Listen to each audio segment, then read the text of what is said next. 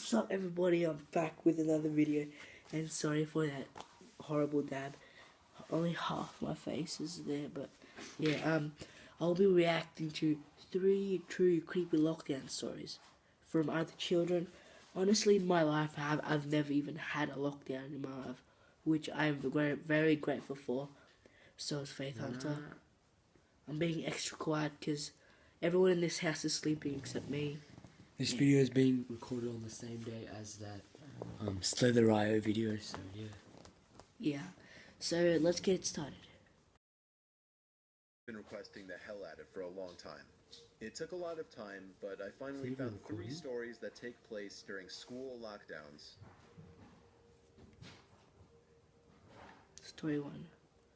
It was a typical boring day in calculus, only it was Friday, 7th period, meaning the week was almost over and spring break would finally be upon us. So everybody was getting antsy in their seats, I could tell. We didn't have a test that day like a lot of my friends did with their other teachers, so our teacher in the middle of class just decided to start playing games with us on Sporkle.com. He was a very laid-back teacher like that. As we were doing some brand logo quiz on Sporkle, I remember the exact moment it happened. Right after my friend answered a question, I remember the exact answer to Adidas. The dean's voice came through the loudspeaker. He sounded panicked and frantic as he told all the teachers this was not a drill and to go into lockdown. I actually got the chills, and I got goosebumps on my arms as our usually laid-back teacher too seemed panicked as he ran to turn off the lights and ushered us to the back corner of the room. We all sat in silence for about 2 minutes, and then the usual buzzing that came from a panel in the back of the room ceased, indicating that the school must have cut all the power. We all looked at each other, realizing this must be serious. A few more minutes of waiting later, we heard a man screaming at the top of his lungs coming down the hallway. 2 girls in the class actually started crying, which made all of us even more scared. As the screaming got closer to the classroom, the lunatic-sounding man started banging on the lockers while screaming, "I'll kill all of you." It was at that moment that I started to fear for my life. My teacher shushed us as we all looked at each other to see our peers' reactions. The banging then moved from the lockers to our classroom door. And that's when one of the crying girls screamed no. Oh my god. No.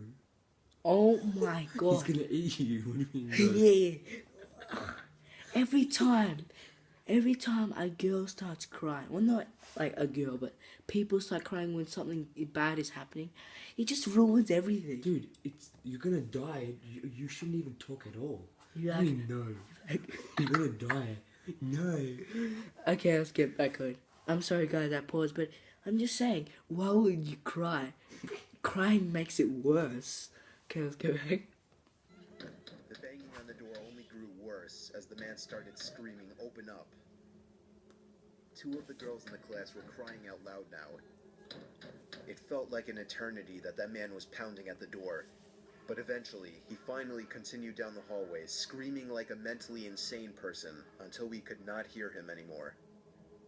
I'd say 10 minutes later, though it felt like half an hour given the situation, the dean came back on the loudspeaker explaining the situation, which was surprising for him to do. He explained that some apparently mentally unstable person entered the building and assaulted the woman sitting at the front desk, causing her to flee the building screaming, and staff wasn't sure if the man was armed or not.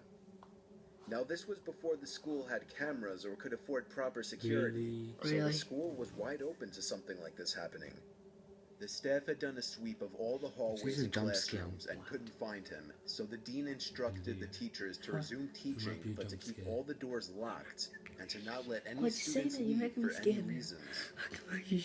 The most disturbing part, however, is that one of the janitors working the night shift found the man sleeping in one of the storage closets near the back end of the school, and according to rumors that were spread by my peers, sleeping in the trash.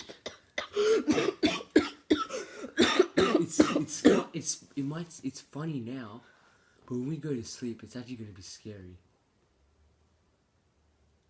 Dude, it's a fire black. Yeah, I'm joking, but But would you be sleeping in a school? Well, it's actually not that scary if you think about it. It's just a mental guy who came in who beat some people up. Yes. Oh, okay. Dude, Okay, but who do the knows? rest. Wait. Play the rest. They said that they didn't know if he had if it was armed. Sticking out of his pocket was a .44 Magnum. The janitor must have done something stupid to wake him up. For example, leaving the closet door open, because by the time a police officer could arrive on the scene, the man was Why gone. did they add those scary, like... My entire background, class, as far like as the I know lights and to this everything? day, has no idea if this man was ever found, but I like to think that right now he's being given the proper help that he needs. What's this? Yeah. Story 2. Let's do it. And then after that, but I didn't. My school has 2 lunch periods. First lunch So period this is happened for to all all... 6th graders This and happened to some all of 7th them, or what? graders. All of this The just second happened to lunch this, or period what? is for the What's other going half on? of the 7th graders and all 8th graders. The lockdown happened in the beginning of October. The day the lockdown occurred, it was overcast and rainy. During the first lunch period, I heard Mierda. 4 loud booms. I personally thought it was thunder, but the entire lunch crowd started screaming.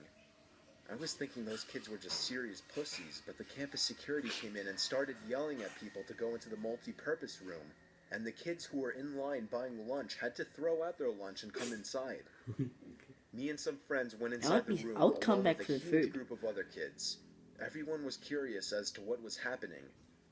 Our multi-purpose room is huge, and the back wall of the room is made of see-through glass. When me and my friends were rushed inside the campus, security was covering the glass with the curtains, and there were adults at every exit.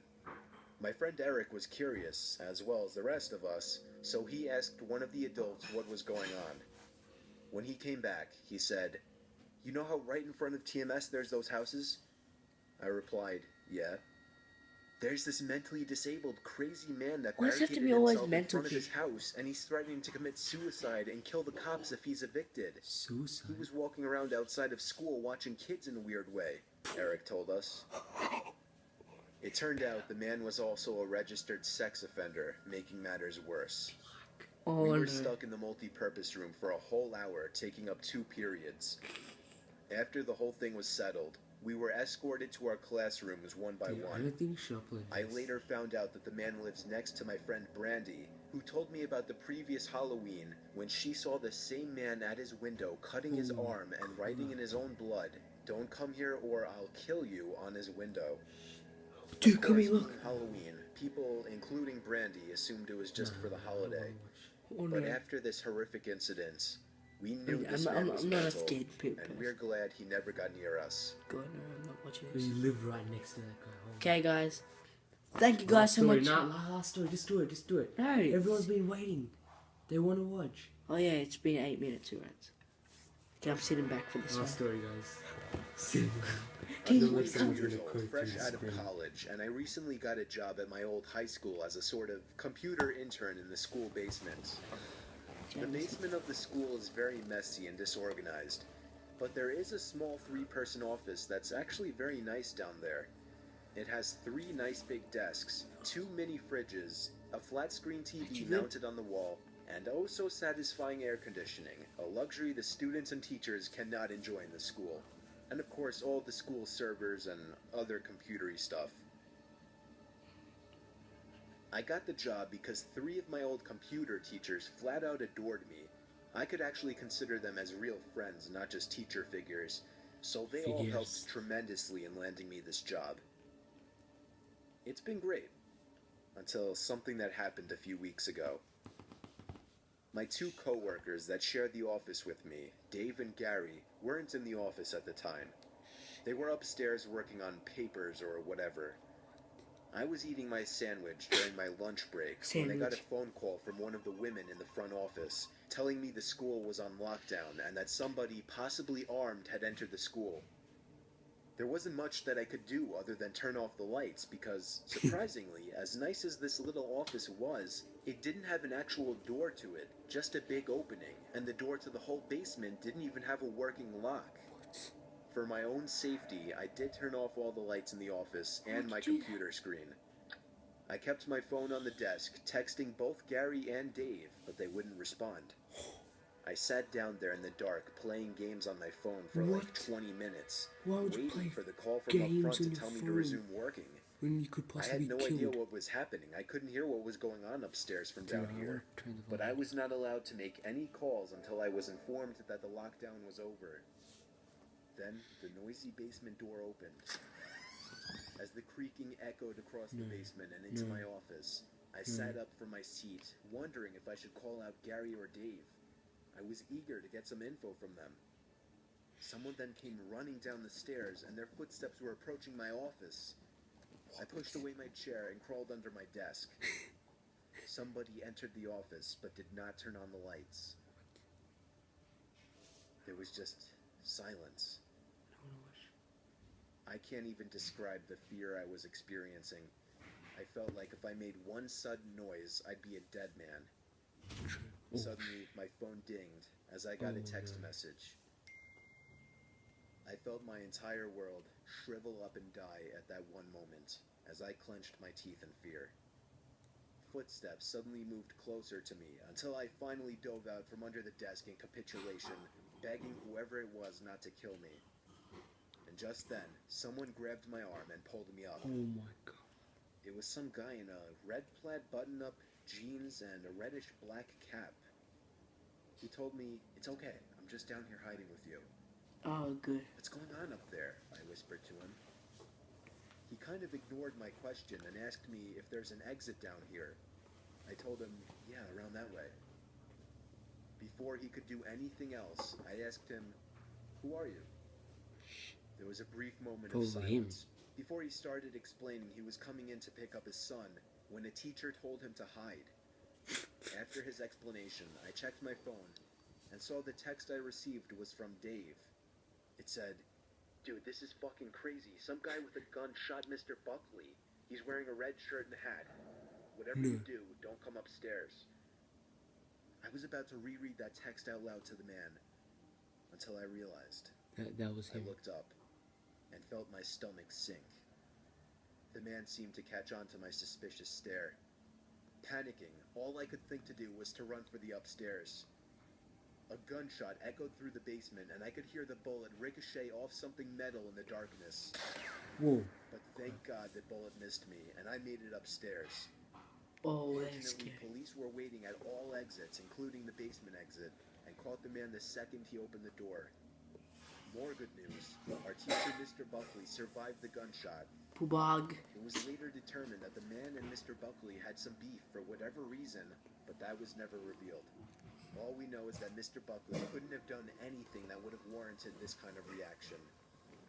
And I know that the sound of that gunshot will forever echo in my mind.